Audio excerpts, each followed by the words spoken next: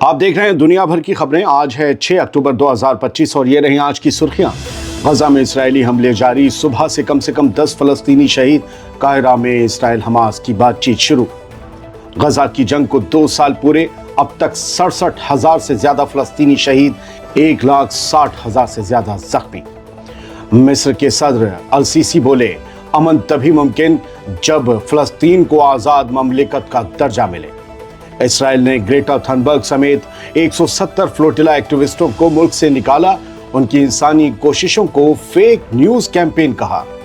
Istanbul और कोनिया में तुर्की की औरतें सड़कों पर उतरी, गजा पर हमला बंद करो के नारे किए बुलंद। लेबनान में इसराइली हमला, वो शख्स मारा गया जिसने पिछले साल पेजर ब्लास्ट में आंखों की रोशनी थी खोई। रूस ने कहा यूक्रेन का इल्जाम है झूठा, हमें चाइना की नहीं चाहिए कोई मदद। और कैलिफोर्निया और ओरेगन सूबों ने ट्रंप हुकूमत के खिलाफ मुकदमा किया दायर, फौज की तैनाती को बताया गैर कानूनी। ये थी कुछ हेडलाइंस, इनके अलावा भी हैं कई अहम खबरें। आज़ाद बोल इंडिया में आपका खैर मकदम है। मैं हूं आदिल खान आज़ाद और ये है स्पेशल प्राइम टाइम शो दुनिया भर की खबरें। तो चलिए शुरू करते हैं तफसील से खबरों का ये सिलसिला। सबसे पहले गजा से जुड़ी कुछ अपडेट्स सुन लीजिए। गजा की बर्बाद गलियों में आज फिर खून बहा। इसराइली फौज के हमलों में सुबह से कम 10 फलस्तीनी मारे गए, जिनमें कई ऐसे लोग भी शामिल हैं जो राहत और खाने की तलाश में निकले थे। वो घर से भूखे निकले थे, वो दुनिया से ही भूखे रुखसत हो गए। इधर मिस्र की राजधानी, मिस्र की दारुल हुकूमत काहिरा में इसराइल और हमास के डेलीगेशन आमने सामने बैठ गए हैं। जंग के लगभग 2 साल बाद पहली बार इतने अहम लेवल पर बातचीत शुरू हुई है जंगबंदी को लेकर। हमास का डेलीगेशन खलील अल हैया की क़यादत में पहुंचा है, वही लीडर जिन पर पिछले महीने कतर में इसराइल ने हमले करके उन्हें मारने की कोशिश की थी। जंगबंदी पर हो रही बातचीत के बावजूद इसराइली फौज के हमले जारी हैं। ट्रंप कह चुके हैं हमले रोको, बमबारी रोको, फिर भी हमले जारी हैं। बहुत कम लोग मारे गए लेकिन खून तो बहा है। अल जजीरा के मुताबिक गजा में सुबह से अब तक 10 फलस्तीनियों की शहादत हो चुकी है। गजा की तबाही का आंकड़ा अब रूह कपा देने वाला है। लगभग 2 साल पूरे हो गए हैं, या अब 2 साल हो ही चुके हैं पूरे इस जंग को। 7 अक्टूबर 2023 से अब तक इस जंग में 67,160 से ज़्यादा फलस्तीनियों की मौत हुई है और लगभग 1,69,700 लोग जख्मी हुए हैं।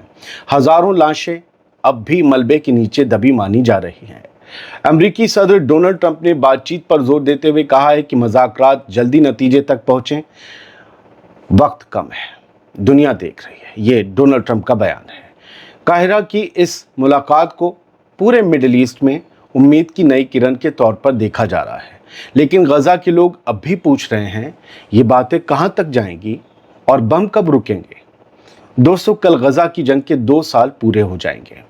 गजा कल भी अकेला था, आज भी अकेला है। किसी ने ये जंग रुकवाने के लिए अब तक कुछ भी ठोस नहीं किया मगर ठोस नहीं किया। फलस्तीनियों और गजा के नाम पर बहुत से लोगों ने अपनी सियासत, अपनी दुकान और अपनी तिजोरी चमकाई है।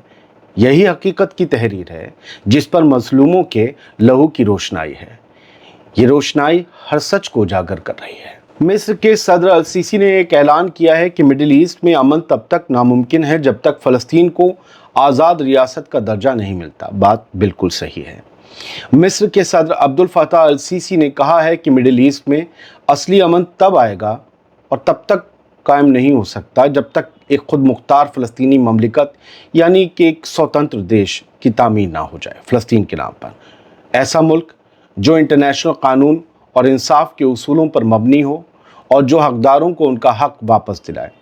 उन्होंने कहा कि सीज़ फायर, कैदियों और होस्टेजेस का तबादला, गजा की फिर से तामीर और फ़लस्तीनी रियासत की सियासी राह पर अमली कदम, यही दायमी अमन यानी कि स्थायी शांति की मंजिल है।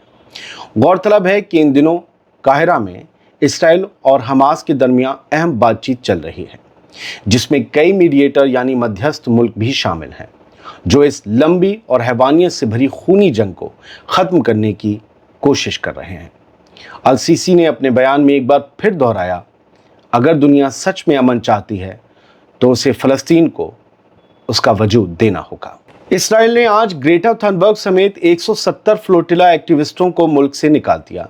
उनकी जुर्रतों और कोशिशों को फेक न्यूज़ कैंपेन करार दिया। اسرائیلی وزارت خارجہ یعنی فارن منسٹری کے بیان میں یہ کہا گیا کہ یہ تمام افراد فیک نیوز کیمپین چلا رہے تھے اور ان کے پاس کسی قسم کا کوئی انسانی مدد کا سامان موجود نہیں تھا۔ رپورٹس کے مطابق انہیں یونان یعنی گریس اور سلوواکیہ بھیجا گیا ہے۔ یہ وہی گروپ ہے جسے اسرائیلی فوج نے نیوی نے غزہ کی گھیرا بندی توڑنے کی کوشش میں سمندر میں روک لیا تھا، گرفتار کر لیا تھا۔ بڑے الزام لگے اسرائیل پر کہ ان لوگوں کے ساتھ بڑی بدتمیزیاں کی گئیں، بہت انہیں ذلیل کیا گیا۔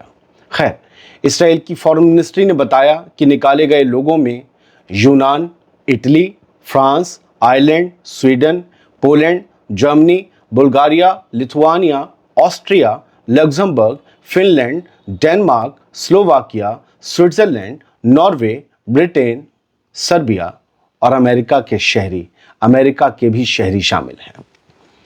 افسوس ہے کہ میرے ملک کی اتنی بڑی آبادی سے کوئی شخص وہاں نہیں گیا یا نہیں جا پایا۔ زیادہ تر لوگ یا تو یہیں بیٹھ کر سسکتے رہے اور دعائیں کرتے رہے، باقی 5-10% لوگ غزہ کے نام پر کسی اور کا ایجنڈا چلاتے رہے، دکان چمکاتے رہے۔ ہم یا تو بہت مجبور ہیں یا تو بہت بے شرم۔ فرقے کے نام پر دوسروں کو گالیاں دینے والے غلیظ لوگوں کو یہ دیکھنا چاہیے کہ ان قافلوں میں کون لوگ گئے تھے، ان کا مذہب اور فرقہ کیا تھا، کس مذہب اور کس فرقے کے سب سے زیادہ لوگ گئے تھے۔ یہاں بھی تو ایک اسکیل، ایک پیمانہ ہونا چاہیے، دیکھنا چاہیے۔ غزہ کے بے گھر فلسطینی جو سمندر کنارے اپنے ٹیمپرری ٹینٹوں میں زندگی گزار رہے ہیں، وہ اب مغرور لہروں سے بھی لڑ رہے ہیں، سمندر کی لہروں سے۔ ساؤتھ غزہ پٹی کے ساحل پر بے گھر لوگ اپنے ہاتھوں سے ریت کی دیواریں، سینڈ بیریئرز بنا رہے ہیں تاکہ سمندر کی اٹھتی ہوئی موجیں کہیں ان کے خیموں کو بہا کر نہ لے جائیں۔ اگر یہ گھر بھی اجڑ گیا تو سر کس سے چھپائیں گے؟ کبھی اس زمین پر توپوں اور بموں سے موت برستی ہے تو کبھی لہروں کا خطرہ ڈرانے لگتا ہے۔ غزہ کے ایک بزرگ نے کہا، ہم نے بموں سے اپنی جان بچائی تھی، اب سمندر سے بچا رہے ہیں، ہم جائیں تو جائیں کہاں؟ دوستو، غزہ کی ریت اب مکان بھی ہے، دیوار بھی ہے اور مزار بھی ہے۔ غزہ میں زندگی اب قدرت اور قاتل دونوں کی محتاج ہے۔ غزہ کی بیٹیوں کی آواز بن کر ترکی کی بہنیں بھی سڑکوں پر اتر آئی ہیں۔ استنبول کی گلیوں میں آج 6 اکتوبر کو سینکڑوں عورتیں نکل آئیں، ہاتھوں میں فلسطینی جھنڈے، آنکھوں میں آنسو اور سینے میں آگ لیے۔ انہوں نے ایک ہی نعرہ بلند کیا، غزہ پر حملہ بند کرو، ظلم کے ساجھیدار شرم کرو۔ ترکی کے شہر کونیا میں بھی لوگوں کا سیلاب امڑ پڑا، جہاں مظلوموں کے حق میں اور اسرائیل کی ناکہ بندی، بھوک مری اور نسل کشی کے خلاف غصے کی آوازیں گونج اٹھیں۔ ایک نوجوان عورت نے روتے ہوئے کہا، ہم غزہ کی عورتوں کی پکار ہیں، جب تک وہاں ایک بچہ بھی بھوکا رہے گا ہم چپ نہیں بیٹھیں گے۔ ترکی کی سڑکوں پر آج انسانیت کا ضمیر جاگا ہے اور یہ آواز اب رکنے والی نہیں ہے۔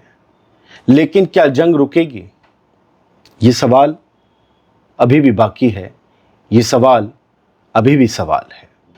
اسرائیلی حملے میں وہی شخص مارا گیا جو پچھلے سال پیجر اٹیک میں اپنی روشنی کھو بیٹھا تھا، آنکھوں کی۔ لبنان کے ساؤتھ علاقے میں پیر کو اسرائیل کے ہوائی حملے میں 2 لوگ مارے گئے، جس میں ایک وہ شخص بھی شامل ہے جو پچھلے سال اسرائیل کے پیجر بلاسٹ میں اپنی دونوں آنکھوں کی روشنی گوا بیٹھا تھا۔ لبنانی سرکاری میڈیا کے مطابق حملہ بینی حسن گاؤں کے پاس ہوا۔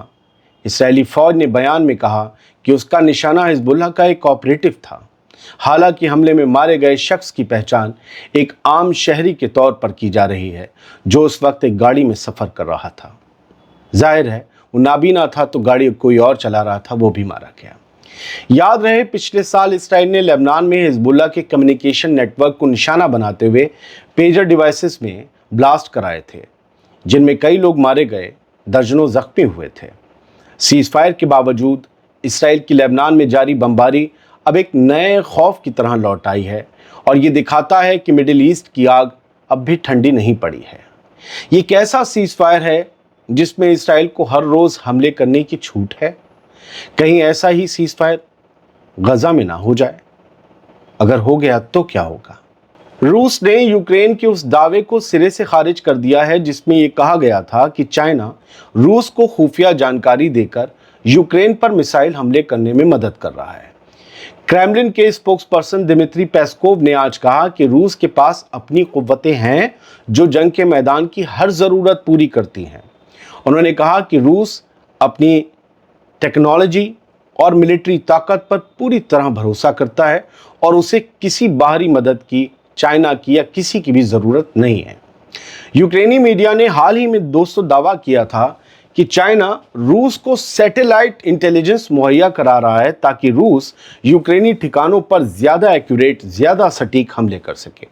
लेकिन रूस का कहना है कि ये इल्ज़ाम सिर्फ एक पॉलिटिकल प्रोपेगेंडा है जिनका मकसद रशिया और चाइना के रिश्तों में दरार डालना है। वेनेजुएला ने पीर को यह दावा किया कि उसे एक खतरनाक साजिश का पता चला है जिसमें कुछ मिलिटेंट ग्रुप्स ने कारकस, जो वहां की दारुलकूमत है, वहां अमेरिकी एम्बेसी में बम लगाने के प्लान बनाए थे।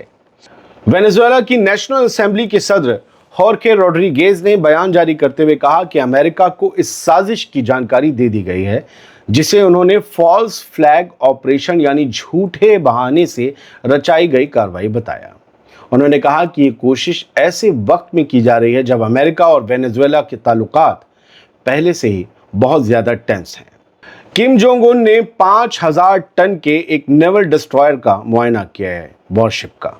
नॉर्थ कोरिया के supreme leader Kim Jong Un ने मुल्क की नेवी में शामिल किए गए नए 5000 टन के वॉरशिप चोए होआन का मुआयना किया और इसे मुल्क की खुदमुख्तारी की हिफाजत और दुश्मन के उकसावों को रोकने में अहम रोल निभाने वाला जहाज बताया। अमेरिका के सियासी मैदान में एक नई तानातनी देखने को मिल रही है। ट्रंप के खिलाफ लोग अदालत पहुंच गए हैं। अमेरिका में कैलिफोर्निया और ओरेगन सूबों की हुकूमतों ने, वहां के निज़ाम ने मुल्क की ट्रंप हुकूमत के खिलाफ अदालत का दरवाज़ा खटखटाया है। इतवार को दोनों सूबों ने अमरीकी सदर डोनाल्ड ट्रंप के उस फैसले पर एतराज़ जताते हुए मुकदमा दायर किया जिसके तहत 200 कैलिफोर्निया नेशनल गार्ड्स के फौजियों को पोर्टलैंड भेजने का हुक्म दिया गया है। ये मामला ऐसे वक्त पर सामने आया है जब पूरे मुल्क में इमिग्रेशन सख्ती और शहरों में फौज की तैनाती के खिलाफ मुजाहरे जारी हैं। पेंटागन का कहना है कि ये फौजी कानून नाफिज करने और हुकूमती इमारतों की हिफाजत के लिए US immigration and customs enforcement यानी ICE और दूसरी फेडरल एजेंसियों की मदद करेंगे। मगर कैलिफोर्निया और ओरेगन के निज़ाम यानी हुकूमतों का कहना है कि ये कदम कॉन्स्टिट्यूशन की हदों से बाहर है और इससे शहरी अमन और सिटीजन्स के हुकूक दोनों खतरे में पड़ सकते हैं। दो हेडलाइंस हम यहाँ से ले लेते हैं, ये अहम हैं और बस हेडलाइंस लेंगे कि माउंट एवरेस्ट के बर्फीले तूफान में फंस गए 1000 पर्वतारोही जो पहाड़ों पर चढ़ते हैं, माउंटेनियर्स वगैरह। रेस्क्यू टीम ने 350 ट्रैकरों को रेस्क्यू कर लिया है। ये लोग जो अभी माउंट एवरेस्ट पर फंसे हैं उनके लिए हम दुआ करते हैं कि वो सही सलामत नीचे लौट आएं, अपने घरों को लौट आएं, क्योंकि उनके पीछे बहुत से लोग उनका इंतज़ार कर रहे हैं। आज एक भारत की जुडिशरी में एक बड़ा अजीब सा दिन था। सुप्रीम कोर्ट में chief justice of India mister Gavai पर हमले की कोशिश की गई। एक वकील ने कोर्ट रूम में उन पर जूता फेंका, ये दैनिक भास्कर लिखता है, और नारा लगाया सनातन यानी हिंदू धर्म, सनातन का अपमान नहीं सहेगा हिंदुस्तान। धर्म की रोशनी में कई लोग अपनी रोशनी खो बैठते हैं। चीफ जस्टिस ऑफ इंडिया का एक बयान था, कुछ धर्म को लेकर था और वो ऐसा कंट्रोवर्शियल नहीं था, और एक ASI के तहत मंदिर है उसको लेकर उन्होंने बयान दिया था, जिस पर ये बंदा, ये वकील नाराज़ हो गया और इसने जूता फेंक दिया। पता नहीं आगे क्या करेंगे इनके खिलाफ। कुछ बार काउंसिल कार्रवाई तो कर रही है, लेकिन इनका पॉलिटिक्स में फ्यूचर हो सकता है। अब ज़्यादा बात नहीं करेंगे क्योंकि कोर्ट की जुडिशरी की बातें हैं। फिलहाल बहुत बहुत शुक्रिया। सलामत रहिए, खुश रहिए।